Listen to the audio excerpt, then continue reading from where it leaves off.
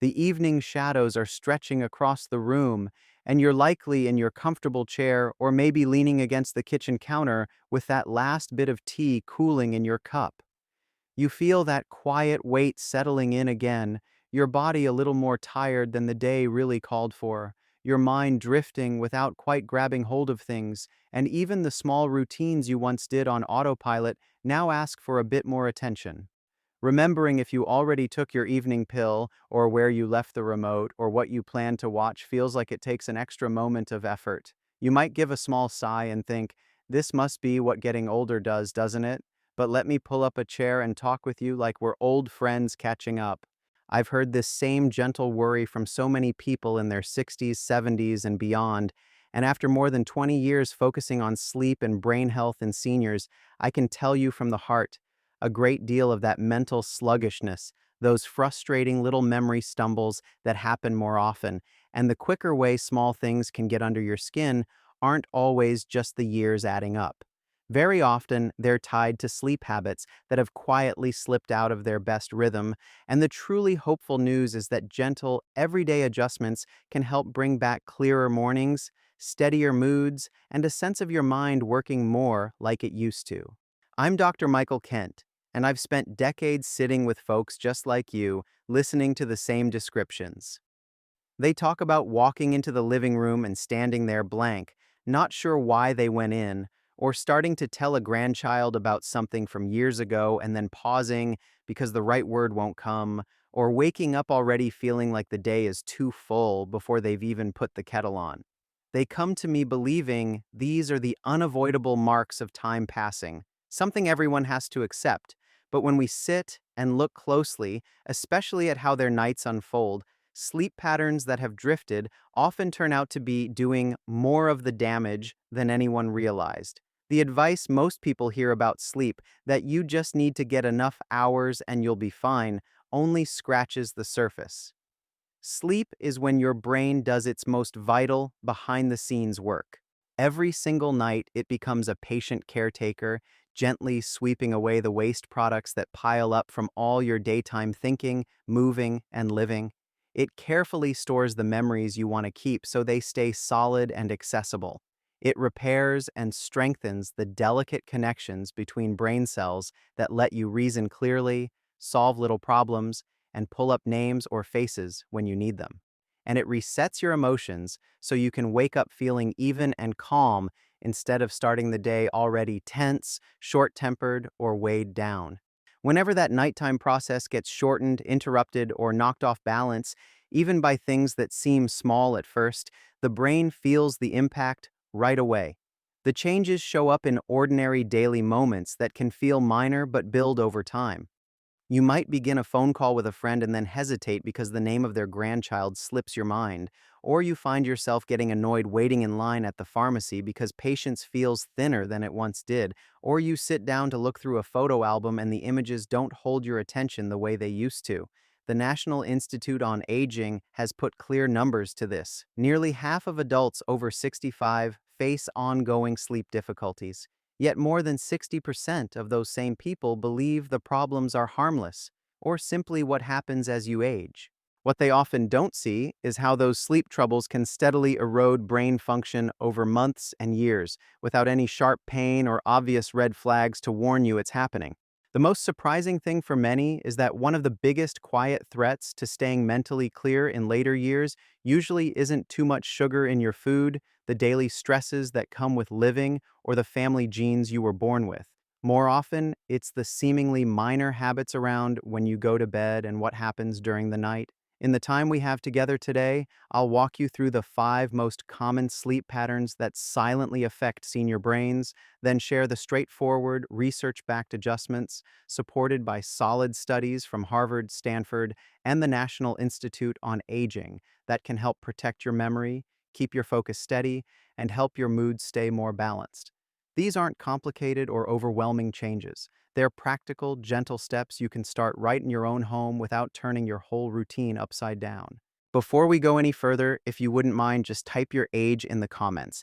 I always appreciate seeing who's here listening because it helps me feel like I'm talking directly to people who might be noticing these same shifts and want clear, easy to follow ways to feel more like themselves again. Let me explain what's really happening in your brain when your sleep schedule isn't steady, because this explanation is something most people never hear in plain, everyday words. As we move through our 60s and 70s, the circadian rhythm, that natural internal timer that controls alertness, memory strength, focus ability, and emotional steadiness, begins to lose some of its earlier flexibility and smoothness. You can picture it like a train station that used to run on a perfect timetable. Every train arrived and departed exactly when it was supposed to, keeping everything calm and organized. If the schedule suddenly becomes unpredictable, with trains showing up at random times, disorder spreads through the whole system. Your brain works in exactly the same way. The master clock inside it, a small region called the suprachiasmatic nucleus, relies heavily on regular daily cues to keep all the rhythms coordinated. When bedtime drifts from one night to the next, perhaps early one evening because you're especially tired, later the next because you stayed up visiting or watching something, the deep non-REM sleep stages, which are so vital for turning short-term experiences into long-lasting memories, get noticeably shorter. A team at the University of Colorado followed 300 adults across 8 full years, and their findings were clear and consistent. People whose sleep times varied a lot from night to night experienced a 30% faster decline in their ability to recall specific events and details from their days, and this link held even when total sleep time stayed roughly the same. I know this can be hard to accept at first. Many people say to me, "But doctor, I still get 7 or 8 hours most nights. Why should the exact time I go to bed make such a difference?" The answer comes down to the difference between simply being asleep for a certain length of time and getting the high-quality restorative sleep your brain truly needs. Consistent timing allows the full depth of those repair stages to happen. Without it, even adequate hours leave important parts of the brain's nighttime work incomplete. If you've ever stepped into a room and stood there wondering what on earth you came for, feel free to add the word foggy to your comment so I know this feels familiar. Another habit that appears over and over is lying in bed awake for 20 minutes, 40 minutes, sometimes close to an hour, figuring it's no big deal since you're at least trying to rest. It feels innocent in the moment, but your brain is constantly learning from what happens, and prolonged wakefulness in bed teaches it that the bed is a place for thinking, worrying, or staying alert rather than drifting into deep relaxation. Over time, that association makes sleep lighter and more broken up because the mind no longer trusts the bed as the automatic signal to wind down. It's a lot like trying to park your car in a spot that's become a chaotic, noisy intersection when it should be tucked safely in a quiet garage. The calm space gets crowded out by activity. Johns Hopkins researchers followed 250 adults aged 65 and older and discovered that those who regularly remained awake in bed for prolonged periods had 42% more awakenings during the night and higher scores for morning anxiety. That ongoing pattern quietly contributes to feeling mentally cloudy during the day, getting irritated more quickly over small things, and sometimes developing a new sense of unease or nervousness that feels strange because it wasn't part of your usual way of being. Going to bed much earlier than needed, say 7 or 8 in the evening, because it seems like the sensible choice to guarantee plenty of rest, surprises almost everyone when I point it out. It makes sense on paper, but the brain actually requires a sufficient number of wakeful hours during the day to generate sleep pressure, that healthy buildup of tiredness that helps you drop into the deeper, more healing parts of sleep. When bedtime arrives too soon, both deep, slow-wave sleep and REM sleep, with its dreaming phases, end up shortened, which directly weakens how well memories get stored and how steadily emotions stay regulated. Imagine your brain during waking hours as a sponge soaking up everything you see, hear, and do. If it hasn't had enough time to take in that daytime water, it can't fully squeeze itself clean and refreshed at night. University of Michigan researchers examined older adults who chose very early bedtimes and found their REM periods were 20% briefer, even though they stayed in bed 9 or 10 hours altogether. That shortened REM can closely resemble the early signs of thinking slowing down, yet in many cases, the brain itself remains healthy, and getting the wake-sleep balance right reverses the pattern. Light coming in during the night, even faint amounts from a hallway fixture left on, a phone screen glowing while charging, or a television left on low, catches nearly everyone off guard. It tells your brain it's not truly dark yet and holds back the release of melatonin, the natural hormone that guards brain cells and helps launch the deepest, most repairing sleep phases. You might picture the nighttime brain as a factory that needs complete darkness to run its cleanup crew efficiently. Any light keeps parts of the system working when they should be off, so waste piles up longer. Stanford investigators tested the impact on adults 65 and older and saw that even modest amounts of light at night dropped melatonin levels by 50%, resulting in shallower sleep overall and less effective memory building the next day. People tend to downplay this one because the damage accumulates so slowly and doesn't announce itself with immediate discomfort, but it quietly adds to the overall burden. Using sleep medications regularly over a long period rounds out the common habits. These can provide welcome relief for short stretches when sleep is particularly difficult, but when used nightly across many months or years, a number of them dampen the very deep non-REM and REM stages the brain depends on for processing what you've learned, clearing out harmful buildup, and maintaining emotional equilibrium. A study published in JAMA Neurology examined seniors taking benzodiazepine sleep aids consistently for more than 6 months and noted a 23% reduction in slow-wave sleep, the particular stage responsible for washing away proteins like beta amyloid associated with cognitive risks. Even when the person feels they've slept enough, the brain misses out on full nighttime maintenance, leaving small gaps that accumulate over time. The good news that keeps coming through in all of this is that none of these habits lock in irreversible harm. Brains retain impressive resilience well into the 60s, 70s, and even later, and meaningful recovery often follows when conditions improve. Awareness paired with small, consistent adjustments makes the difference, not fear. To make this feel more real, let me tell you about two people I've worked with closely.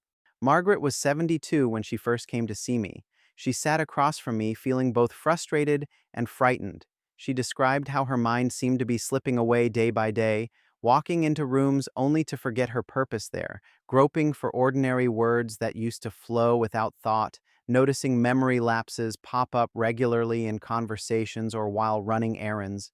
She believed she was getting 8 solid hours of sleep each night, but as we talked further, she explained that her bedtime varied quite a bit, sometimes starting at 9, other nights closer to 11, depending on how the evening unfolded, and she frequently spent a full hour lying awake with her mind spinning through worries or replaying the day's events. Together, we introduced the REST protocol, a clear, phased plan I'll describe in detail shortly. Within 6 weeks, she returned with noticeable excitement in her voice. She said her mornings had transformed. She now felt roughly 80% clear and alert upon waking instead of the 40% she had grown used to. Nighttime awakenings fell from 4 or 5 episodes down to just 1 or 2. The anxiety that had begun shadowing her days eased considerably, and she regained a sense of trust in her own thinking. Memory wasn't suddenly perfect, but her brain felt nourished and rested for the first time in a long while. Looking me in the eye, she said quietly, "I was convinced I was losing my mind for good, but it turned out my brain had just been running on empty without the right kind of rest." Harold was 68 and had adopted the habit of retiring very early, around 7 most evenings, because he thought extra time in bed would protect his health.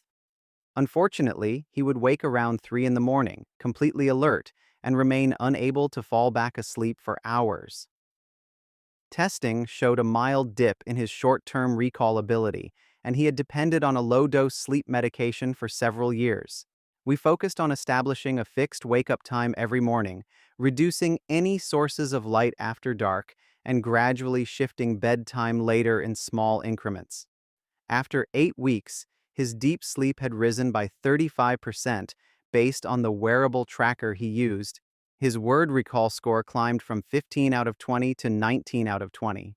The persistent morning haze cleared away completely, and his daily mood became far more consistent without the emotional roller coaster he'd experienced before. The rest protocol successfully realigned his natural repair rhythms, and he expressed genuine surprise at how much lighter and more capable he felt overall.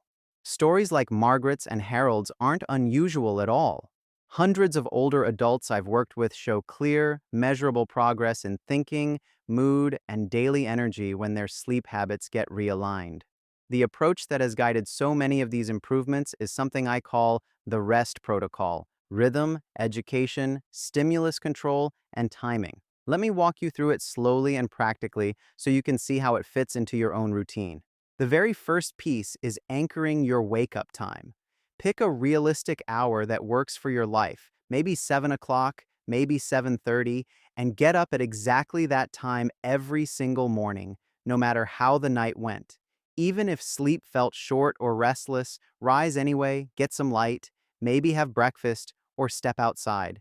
This one habit powerfully steadies your inner clock and builds stronger natural pressure to sleep deeply the next night. It gives your brain a clear, reliable marker for when daytime begins and nighttime should follow. Harvard-led research demonstrated that holding a consistent wake time boosted deep sleep by 30% within only 2 weeks for many participants. Alongside that, handle naps thoughtfully. If napping feels helpful, limit it strictly to 20 minutes or less and finish well before 3 in the afternoon. Extended or late-day naps reduce the healthy pressure your body needs to drop into truly restorative nighttime sleep. In place of long naps, channel energy into daytime habits that encourage natural tiredness later. One of the simplest and most powerful helpers is getting morning light exposure. Try to spend 15 to 20 minutes outside in natural daylight soon after waking, perhaps by taking a slow walk around the block, sitting on your porch with the sun on your face, or even standing near an open window if going outside feels tricky. That early sunlight helps reset your clock, makes it easier to fall asleep in the evening, and increases how deeply you sleep once you're there. Adding gentle movement at the same time, like easy walking, light stretching, or simple chores, makes it even more effective by naturally building that sleep pressure throughout the day. Stimulus control is the part that helps when you find yourself awake in bed for too long. The guideline is straightforward. If 20 to 30 minutes pass without sleep arriving, leave the bed calmly, move to a different room if possible, keep lighting very soft and low, and choose an activity that is deliberately uninteresting and non-activating. You might flip through an old catalog, organize a drawer quietly, or sit listening to gentle instrumental music. Steer clear of phones, televisions, bright rooms, or anything mentally engaging. This method gradually reteaches the brain that bed means sleep, rather than wakeful thinking or frustration. The Johns Hopkins group reported that seniors applying this technique reduced their average nighttime awakenings by 42% across 6 weeks, leading to noticeably fresher mornings. Regarding bedtime, the window that suits most older adults best falls between 9:30 and 10:30 at night. If your current pattern sits outside that range, resist forcing an abrupt change. Instead, adjust gradually by moving bedtime about 15 minutes later every 2 or 3 nights until you settle comfortably into the ideal zone.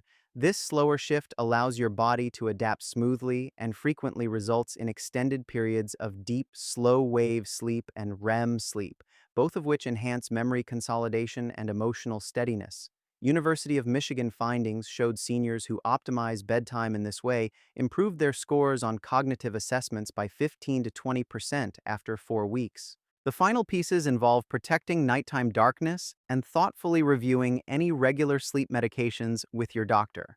After sunset, switch to dim, warm-colored lighting rather than harsh overheads, position electronic devices screen down or in another room, and turn off televisions well ahead of bedtime.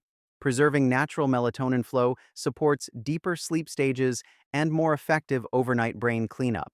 If sleep aids are part of your routine, discuss with your physician whether continuing them remains appropriate or if alternatives might better align with long-term brain health. Small refinements in this area often yield outsized improvements. When you follow the REST protocol consistently, the benefits tend to unfold in stages that feel motivating and sustainable. During the initial week, sleep often grows subtly deeper, Middle of the night awakenings decrease in number, and mornings bring a faint but welcome increase in mental brightness. By the second week, most people fall asleep more quickly after getting into bed, overall anxiety levels dip slightly, and daytime alertness begins to feel more reliable. In weeks 3 and 4, the gains become easier to notice.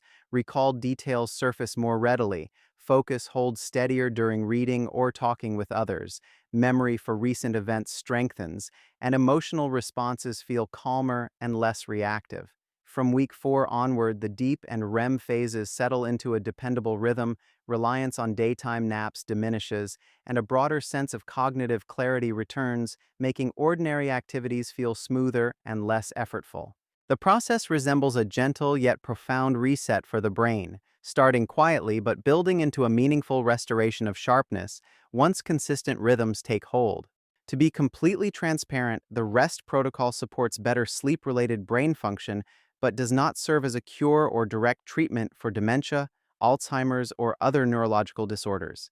If you currently take prescribed medications of any kind, particularly those for sleep, mood, blood pressure, or other conditions, never discontinue or alter them independently.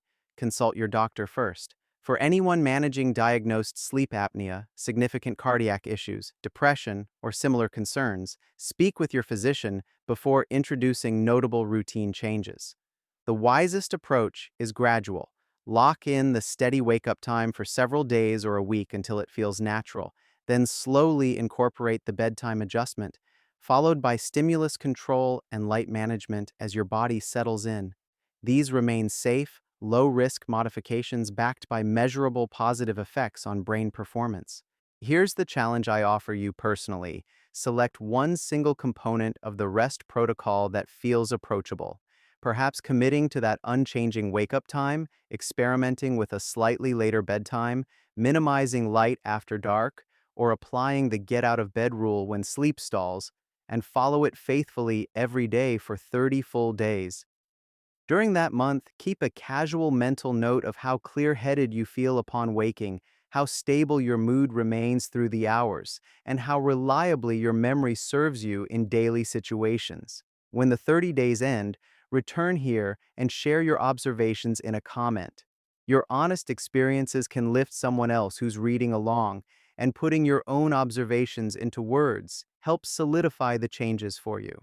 Your brain has carried you through decades of experiences, relationships, challenges, and joys. It has earned more than a casual dismissal as just getting older. Through reliable, caring sleep practices, you can actively nurture its strength, helping memory stay dependable, focus remain steady, and emotional balance endure. Next week, I plan to explore one unexpected daily habit that often lifts brain fog in seniors, and I feel confident at least one suggestion will prompt you to reconsider long-held ideas about keeping your mind vibrant. If you've stayed right here until the final words, I'd love to see you type "looking forward to restful nights" in the comments. It tells me you made it all the way and you're ready to give these ideas a gentle try.